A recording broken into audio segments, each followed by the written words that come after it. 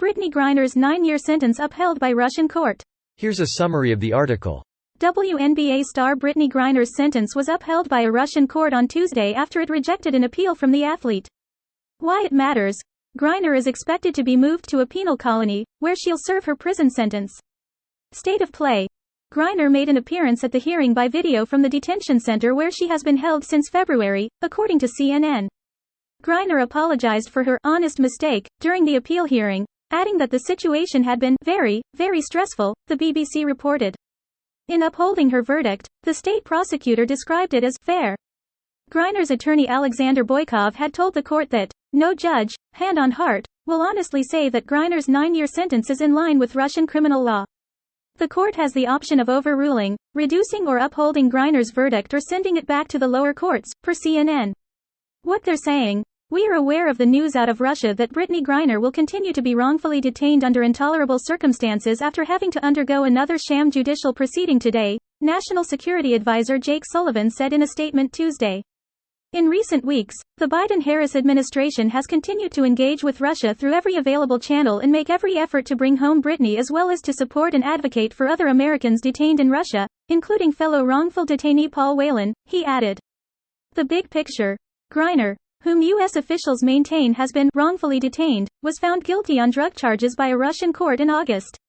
This post received a score of 11,000, with an upvote ratio of 93%. Here are the top comments in response to this article. They are using them to get higher people exchanged back. For example, this Russian official's son. I bet we will hear about this soon. Baffled by all the upvotes for, this is only a story because she's famous. It's like saying Franz Ferdinand's death was only news because of his family connections. That's the whole point. Did she break the law? Sounds like it. Doesn't change the fact she's being used as a pawn.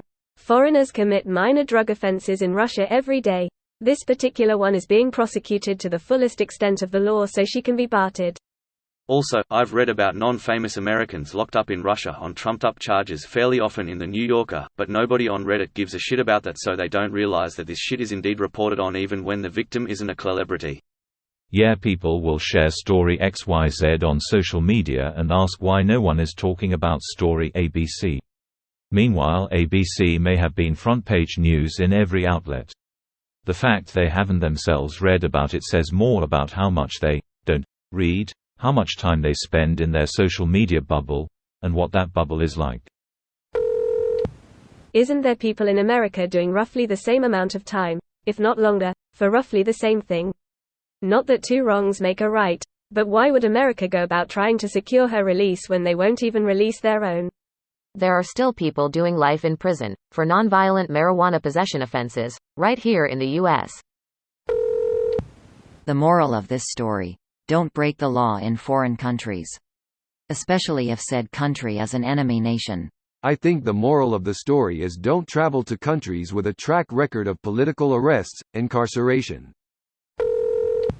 I guess she never saw Midnight Express. Frisbee. You throw it, you catch it. Oh Billy. Going to Russia was a bad idea in the first place. Regardless of the monetary reasons that she had. It's very common for WNBA players. She's an idiot for fucking with Russian laws. Yep. I don't begrudge her for going to Russia to do what she does for a living. But why bring the fucking weed when you know it's illegal? Sure, they were normally lenient for athletes, but why risk it? There are so many places to do drugs: Amsterdam, Morocco, Portugal, etc.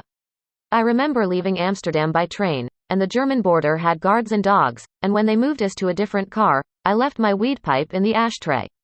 I didn't even want to have paraphernalia on me, never mind hash oil. This video was automatically created by Reddit to speech. The article and comments in this video were selected from Reddit according to their upvotes, and any paraphrasing was performed by smmry.com, without any human intervention.